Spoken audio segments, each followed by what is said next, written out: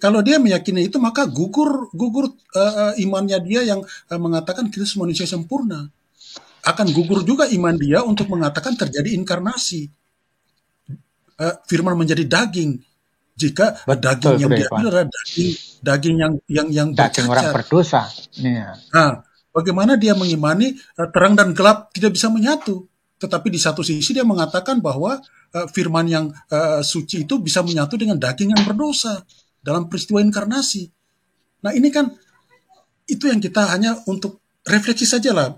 Silakan berpikir itu. Kita bukan mempermasalahkan bagaimana kalian memandang Maria, tetapi yang kita mau permasalahkan di sini adalah bagaimana konsisten kalian terhadap Kristus itu. Kalian meyakini dia adalah Allah yang sesungguhnya, tetapi juga adalah manusia yang sesungguhnya. Dan sebagai korban yang sempurna, anak domba Allah oleh Yohanes Pembaptis. Tetapi di satu sisi, kalian mengatakan anak domba Allah ini bercacat, karena dagingnya itu dari perempuan berdosa. Nah, itu ini yang Jadi betul-betul secara bertentangan tidak dengan langsung, ajaran gereja awal itu, Pak Ivan.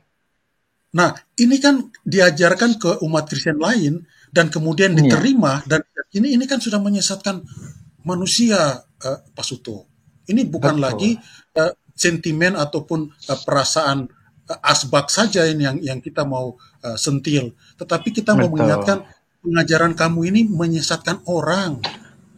Karena di mulut kalian mengatakan Kristus Tuhan, tetapi kemudian di mulut yang sama kamu mengatakan dagingnya penuh dosa.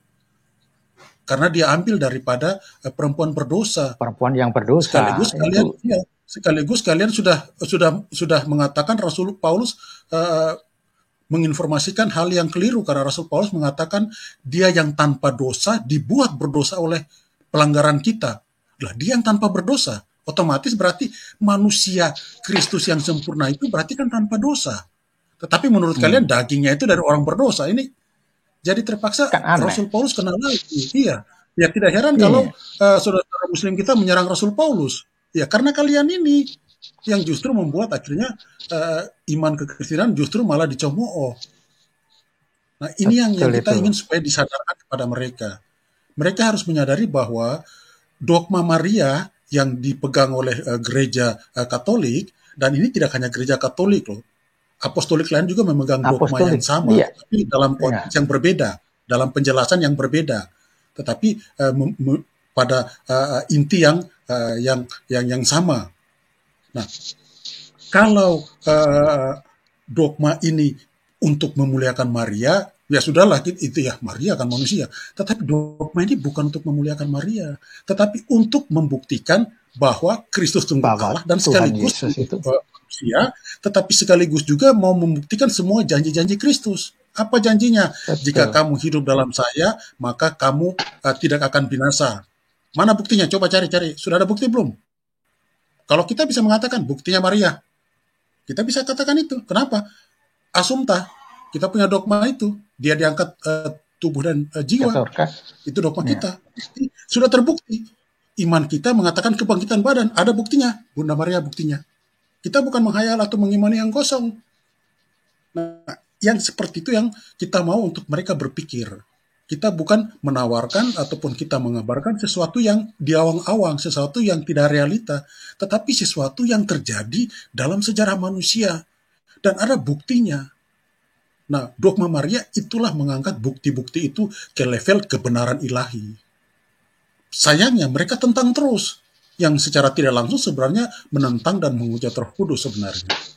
Nah, itu yang ini. Kalau untuk penafsiran ayat, memberikan ayat, waduh, ayat yang sudah jelas saja mereka tentang dan tolak, ayat yang keluar dari mulut Kristus saja mereka tentang dan tolak. Jadi sulit untuk bisa kita seperti apa. Nah, mungkin demikian, Bro. Dia memelintir Tuhan Yesus menginjilin pada arwah itu. Dia mengkhotbahkan bilangnya, khotbah bilangnya. Iya. Lah khotbah itu jadi karena tidak ada tertulis kata-kata Injil, Pak Suto, tidak ada tertulis kata-kata Injil. Tapi di situ kan Kristus menginjil. Kristus berkhotbah, Iya, Kristus preach. Kristus berkhotbah. Nah, Iya. lalu belum lagi kan kita meyakini bahwa Kristus itulah Injil yang hidup itu. Kabar gembira itu sendiri kan Betul. Kristus. Betul. Jadi Kristus Jadi ada di firman mana? Tuhan Di itu situ Injil Yesus ada di Kristus situ. itu. Iya. Ini kan berarti nanti mereka harus tidak boleh mengatakan bahwa Kristus adalah Injil hidup itu sendiri. Karena mereka menolak itu kan. Jadi Ya karena mereka taruhannya mau disunat itu. Pak Suto, karena tidak tahu sejarah pengkanonan kitab suci. Tapi Betul, sok itu. Alkitabiah, tidak tahu sejarahnya. Dia pikir Alkitab yang dia pakai sekarang sudah ada ketika Yesus wafat. Betul itu. Jadi Apa dia pikir kalau Yesus membawa buku di sana? Aneh-aneh saja. Ya kan? Kalau hanya percaya sola scriptura saja, berarti dunia itu ada kelowongan firman antara 400 tahun. 400 tahun. Kalau tidak mempercayai deuterokanonika, berarti tambah 250 tahun. Berarti ada kekosongan firman Tuhan 650 tahun. Nah ini itu tidak lolos dari pemikirannya saudara-saudara kita yang Alkitabiah itu tadi. Kalau tidak ada deuterokanonika, urutan kesenambungannya kan terputus 250 tahun sebelum Masehi sampai 48 karena Tuhan Yesus firman itu ditulis tahun 48 Masehi kan dan di kanon tahun 397. Jadi sekitar 700 tahun lowong tanpa kehadiran Allah di dunia ini. Kan aneh. Ini jadi tapi tidak nyampe dia karena tidak tahu sejarah dan tidak mau tahu karena dia merasa selalu dibimbing Roh Kudus. Dia kan keunggulannya Roh Kudus selalu menyertai. Kalau kita kan Roh Kudus perlu pembuktian dan pengujian. Pengujian dari gereja yang satu kudus Katolik Apostolik tidak serta-merta terima hari ini besok langsung clear and clean bahwa ini sesuai ajaran Roh Kudus. Ini jadi ada ketimpangan pengajaran, sistem pengajarannya yang berbeda. Kalau kita dari magisterium yang dihimpun melalui konsili-konsili yang ditetapkan oleh beberapa bapak uskup sedunia dan ditetapkan oleh Bapak Paus beserta timnya. Kalau ini cuma sendirian. Kalau Katolik ada peristiwa hari ini, belum tentu 50 tahun, 100 tahun itu langsung dikanon. Karena ada proses pengkanonannya. Nah ini yang lebih aneh lagi. Selesai penganonan tahun 397, tahun 1627 langsung dihilangin 7 kitab dan 4 kitab jerami dianggap hanya sebagai bacaan. Ternyata sekarang digunakan. Kapan ini yang mengkanonnya mengurangi terus mengembalikannya tanpa ada proses suatu kongres penetapannya selalu disertai oleh Roh Kudus. Ini kan ada pertanyaan-pertanyaan begini kita harus cerdik dan cerdas kita. Kita perlu mengkoreksi kapan dia mengkanon 66 itu. Kapan mengembalikan 4 kitab jerami itu menjadi ajaran yang sesuai dengan ajaran sebelumnya. Itu kita perlu mengkritisi juga, jangan kita hanya dikritisi. Itu deh, terima kasih, berkat dalam.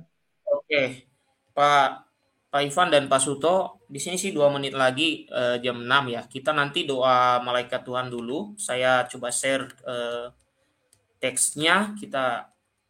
Kita stop dulu. Kita tunggu 2 menit saja. Kita doa malaikat Tuhan dulu.